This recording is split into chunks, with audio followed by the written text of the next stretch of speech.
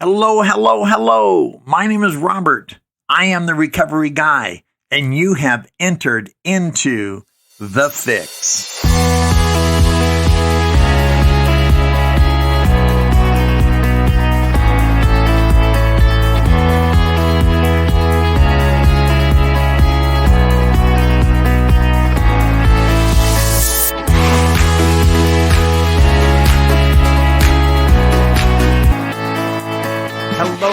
Hello. My name is Robert. I am the recovery guy, and it is good to be back in studio. Good to be chatting with you today. And I hope that this podcast finds you well, certainly on the road to wellness. If you're not quite where you want to be, I never quite am where I want to be, as happy, as content as I am in the moment. I realize since my middle name is Moore, right? I've shared this with you countless times, something I heard years and years ago, and I thought, that is pretty cool. I always want to be known as a person who is satisfied with where I'm at, but I understand there is more to accomplish and to achieve, right? When I was out there in my substance abuse and addiction and my behavioral challenges and diversions, there was always more that I needed. I needed more of that thing that kept me medicated and diverted. And so when I'm in recovery, why shouldn't the same thing be true, right? Why should I settle for being average or settle for less when I know, because you have shown me, you have taught me, you have demonstrated in your life how there is more to achieve. So my middle name is Moore, and I couldn't be happier. I hope this time of year is finding an adjustment for you. For some of us, new or relatively new to recovery, I remember it so well, how my first set or a couple sets of holidays could be very challenging, but hang in there. We get through it one day at a time.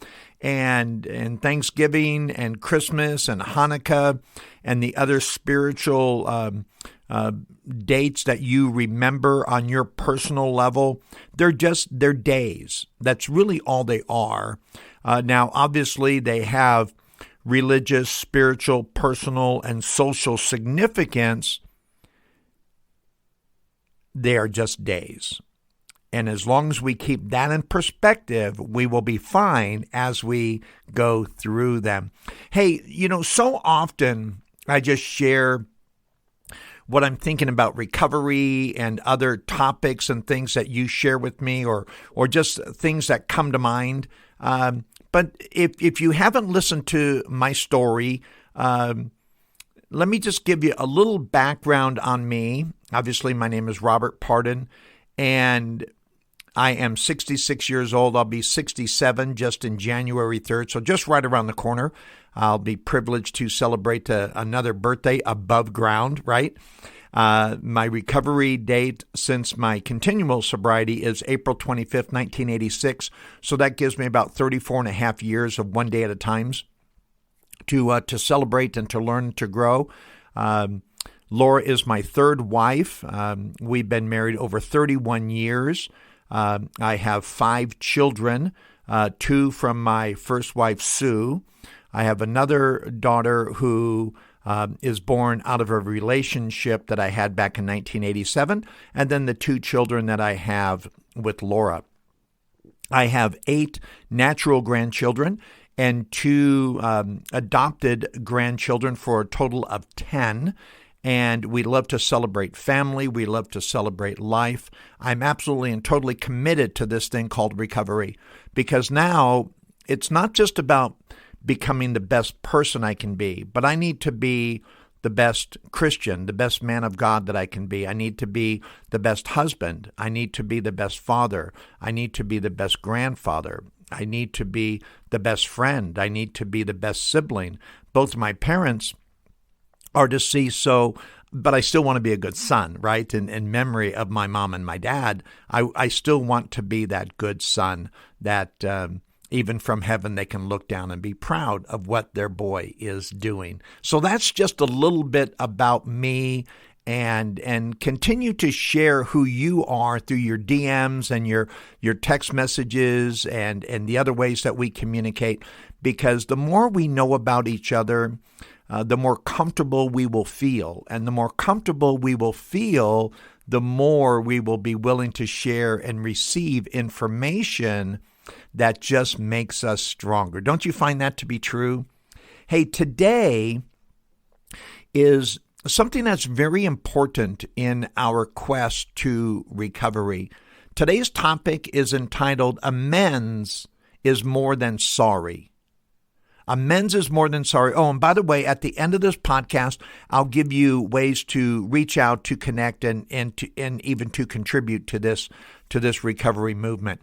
But today, amends is more than sorry. You know, the other night, Laura and I, in the midst of our shows, we're going back through and rewatching Seinfeld, which is just hilarious. So one of the episodes, Jerry wakes up in the middle of the night and he finds he's dreaming of something funny, so he wakes up and he makes a note on him, and it doesn't make sense the very next day. Fortunately, I did wake up in the middle of the night. I was dreaming about making amends and people in my life and how it's a journey, not just a one-time event. And so I woke up and I grabbed my phone and I put it in my notes and I made sure I made copious notes because I wanted to make sure the next day that it would make sense. It wouldn't just be a word. It was more of a concept that I was looking to develop. So that's what it is going to be today, right? It was born out of my consciousness subconsciousness while I was sleeping, because I go to bed every night taking a personal inventory. And oftentimes I will dream in ways of cleansing and refreshing and renewal. So when I wake up in the morning, I am fresh. I am ready to go. I'm ready to make that commitment to the new day because I've left everything unnecessary in yesterday. So amends is more than sorry. One of the things that is built into healthy relationships is making amends. Now, I think this is really universal and something that everyone should keep in mind as we explore a healthy balance in our relationships. And I think this is just true for the average person, just the run-of-the-mill person who has not suffered or been sidetracked or diminished as a result of addiction or behavioral challenges. So if that is true for them, how much more true is it for the person who has struggled with addiction and, of course, other behavioral challenges? As necessary as feeling sorry is, because we do need to feel badly for the things that we have done, it is not as helpful as making amends. And I hope that whatever recovery or life path you are on includes a personal examination of those we have harmed with the resolve to make things right. In the 12-step program, as you may or may not be aware, depending upon whether you're in it or not, and obviously if you're in the program, you understand what these steps are, and hopefully you've worked them. If not, you are on your way to working them. But step 8 is made a list of all persons we have harmed, right? And became willing to make amends to them all. Step 9 is made direct amends to such people wherever possible, except when to do so would injure them or others. So there's a process by which we do that. So I lived my addictive life feeling sorry. Sorry is feeling regret. Sorry is an emotion. Sorry doesn't get anything done. Sorry is, again, feeling. It is feeling regret. It is a compunction. It's something that drives us. It is sympathy, feeling sorry. It is pity. It is something regrettable, unfortunate, and even tragic. But again, sorry is an indication that we have a conscious anyways, I guess, but it is an emotion. I cannot count how many times I said I was sorry to Sue. Sue was my first wife. An amazing person. We're friends to this day. She's pretty remarkable. I'm blessed to know her, and her and Laura have a wonderful relationship, and even my children, Sarah Jane and Rob, have a wonderful relationship with her as well does my daughter Frankie, because Sue is just sensational. But I cannot tell you how many times I said I was sorry to her, or said I was sorry to my daughters that I abandoned, or said I was sorry to parents, to loved ones, to siblings, to employers, what have you. I felt regret, but it wasn't enough. It wasn't enough until I decided to put some feet to the emotion, to put some action into that emotion, that feeling. And that is where amends comes in. That is why amends is more than sorry. Because sorry doesn't get anything done. Oh, I'm sorry. Oh, I'm sorry. I'm sorry I hurt your feelings. I'm sorry I made you feel bad. I'm sorry I did this. I'm sorry I stepped over this boundary. I'm sorry I took your money. I'm sorry I didn't show up. I'm sorry I was late for the job. I'm sorry. I'm sorry I'm not a very good person. I'm sorry we're not getting along. I'm sorry. What does that do? I'll tell you what it does. It convinces the people that are hoping and wanting and needing us to change that we're not going to change. We become that boy who cries wolf, but we are just calling sorry. And it doesn't get anything done. So we need to transcend. And I'm not saying sorry is a bad thing. We should be regrettable. We should have pity. We should feel regret. We should feel sympathy.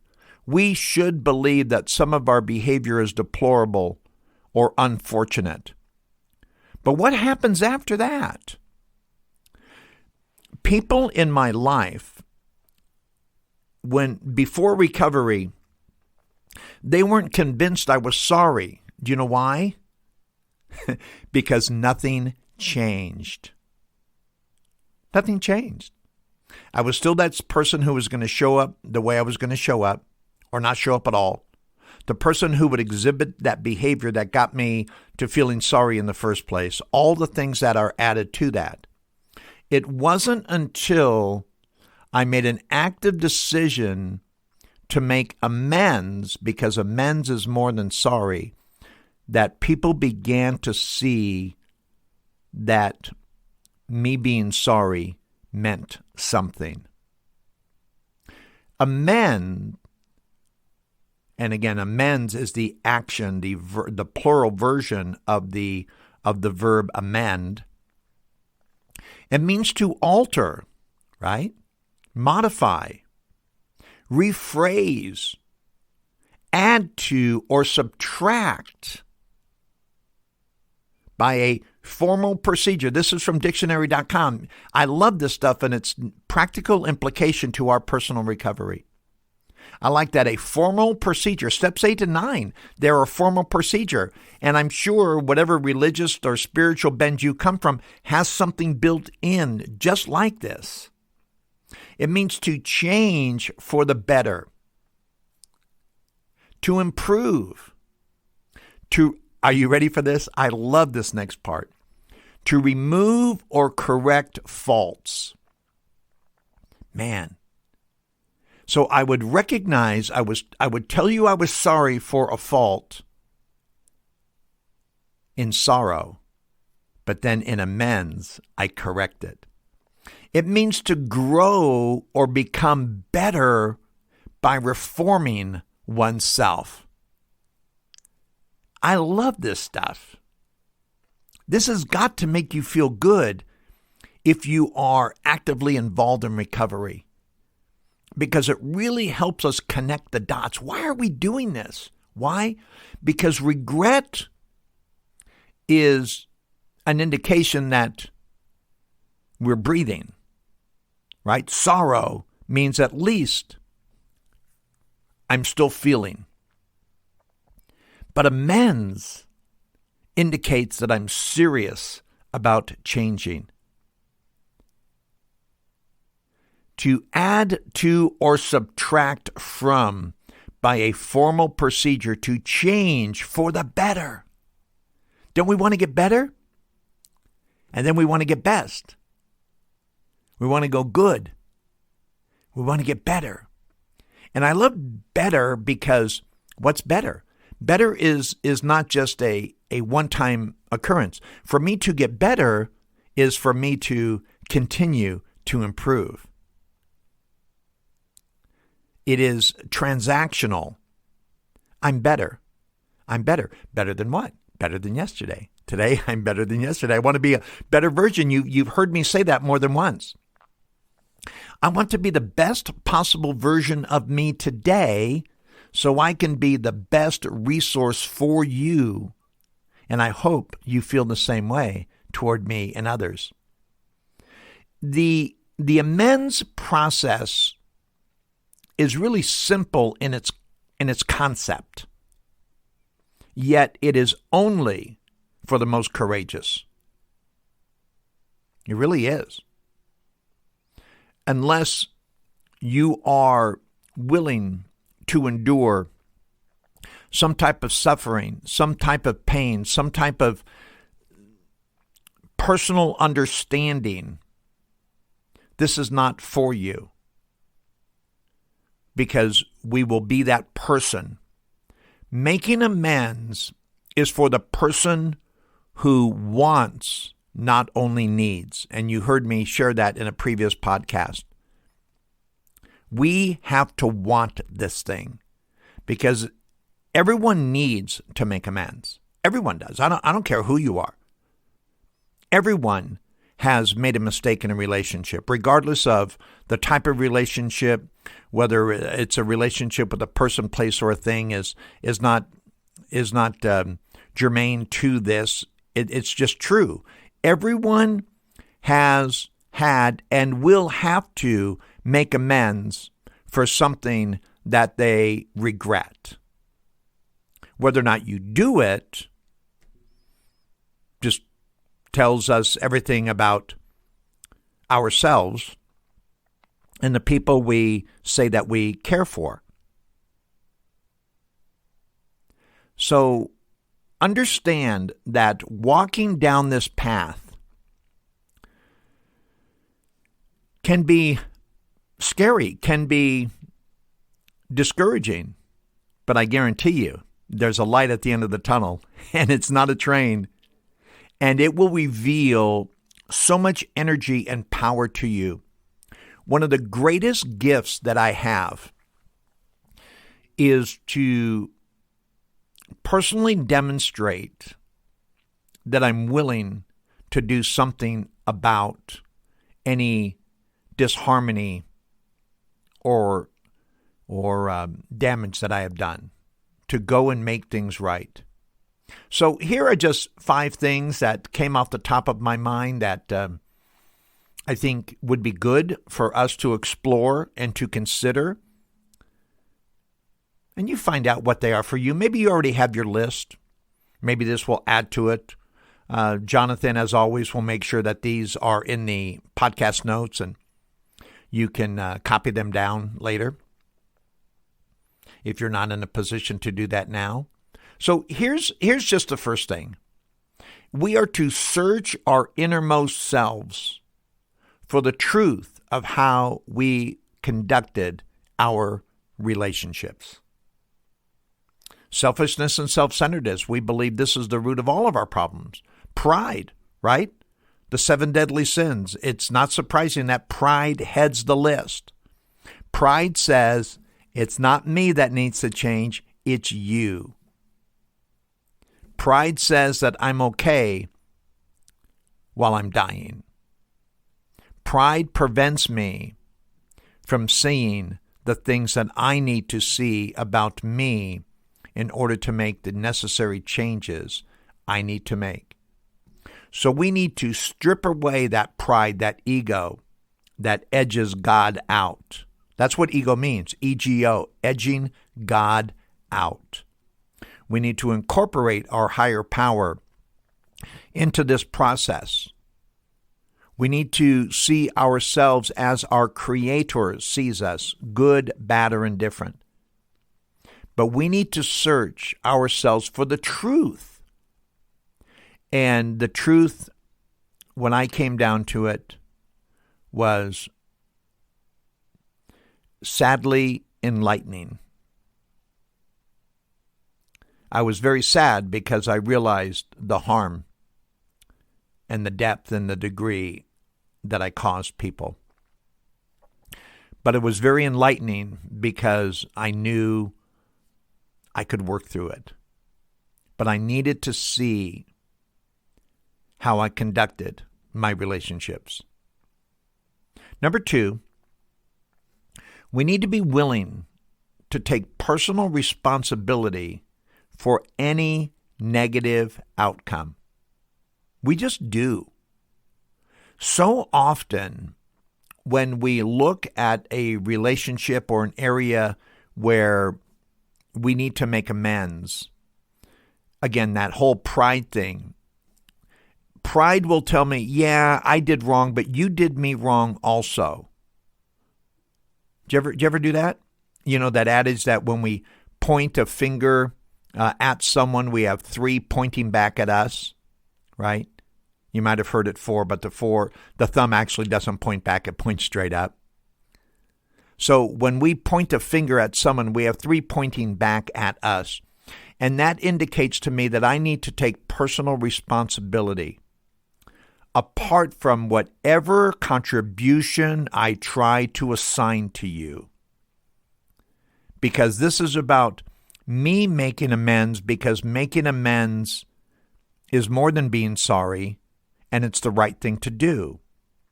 I can't require you to make amends to me any more than anyone could require me, because if someone could have required me to make amends, I wouldn't have had all the relationship failure in my life and practical failure in my life, because they could have just said, hey, we want you to make amends for this and that. Now go ahead and change and let's get back on track where we want it to be.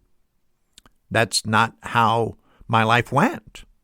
I would feel sorry for when you said there was a challenge, but it didn't translate into amend. So I've said this before and I'll say it again. If I am there, if I'm in the room, if I'm in the relationship, if I'm part of it, understand this. Now, I need you to get your head around this. If I'm there, I'm 50% wrong. Period.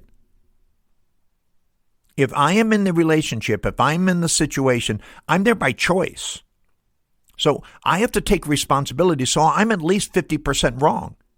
Otherwise, remove myself and I won't be wrong at all, because I won't be there involved in the situation or the circumstance or the person. So if I'm there, I need to take responsibility for any negative outcome just by being there. Now, it could remain at 50%. So my amends could very simply be, I'm sorry I was involved in that situation. I'll make sure that I'm not doing it again. And I don't do it again. And that's the amends. And then if there's anything, while I was there, this is what I said, this is what I did. I promise I won't do that again. I'm here to correct the negativity that was created while I was there. I need to take responsibility for any negative outcome. And if you or the circumstance or the situation decide to do the same thing, then that's fantastic. You know, I have a broom, and it only reaches to my side of the street. And so does yours. Share what we have found with the person or persons we have harmed. This is so true. This is step 9, where we've made direct amends to such people wherever possible, except when to do so would injure them or others. You know, one of the most profound relationships that I have is with a person that I hurt terribly, and yet I made amends. And you have them in your life as well. I have a number of them, but there's a particular person that I harmed more than anyone else. And they know that my sorrow was actually amends because they see the life that I have today. And their forgiveness is so deep. I'm amazed at the depth of understanding that this person has. So we have to do that, because if I'm not willing to make amends, if I'm not willing to demonstrate, whether or not you receive it, that's up to them. Again, we can't control that. But what we can do is indicate to that person or that situation or that thing that we are changing for the better, that we're looking to improve, that we're looking to correct the negativity that we brought into that relationship. Number 4, we make a daily resolve to become a person that others can trust. Make a daily resolve to become a person that others can trust. This is not a one-time event, especially with some individuals, like my 2 oldest daughters, Kathleen and Carol. They need to see they have needed to see right now. I mean, obviously, who wouldn't want any relationship to get better? But we're on such amazing footing. I'm so grateful to these women, because they are women now, but they'll always be my little girls. I'm so grateful that they've been open to see how I've changed and evolved over time to really solidify my desire to be different, to modify, to subtract from the negativity that I created by infusing it with positivity and change. And I need to do this on a regular basis, because walls are always there with people that we have harmed, because it's human nature. Nothing wrong with it. But people that you've harmed who have a great degree of distrust may always have a little bit of that wall up. And you know what? And I'm perfectly fine with that. And I won't share the personal story on that. It would be too personal. But trust me when I tell you that just make that commitment every day. Make a daily resolve. This is who I'm going to be. This is who I'm going to continue to represent, and demonstrate to others that I'm not that person and they can trust me. Number 5, continue to monitor relationships. This is piggyback off of 4.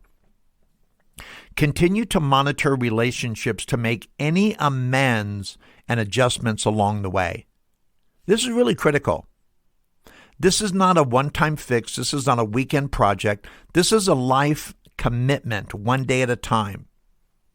And we need to monitor where that relationship is at. I love the movie What About Bob? Hilarious movie. Watch it if you haven't. Watch it again if you have. And it's baby stepping, right? And that's what we do in rebuilding relationships and making amends. We need to baby step this thing, and we need to monitor how those steps are going. And that person that we're making amends to will let us know if that step is in line and how they respond to us. And when we see we're on a good track, we continue to make amends in incremental amounts, right? With all of the harm that I've done certain people along the way, you can't make up for that overnight. So we need to make incremental, or as I think it's E.F. Skinner the psychologist back in the 50s. He called it successive approximation. Great term. Look it up. Successive approximation.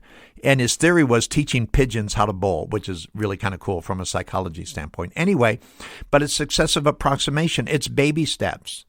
And we make adjustments along the way because we always want to be refining who we are. We always want to be skimming the dross that comes up from the smeltering gold because we are golden.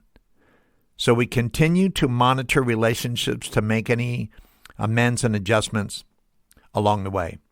Above all, remain in the direction of our personal recovery. Always. Why not? We're better people. We're better versions of who we ever thought we could be.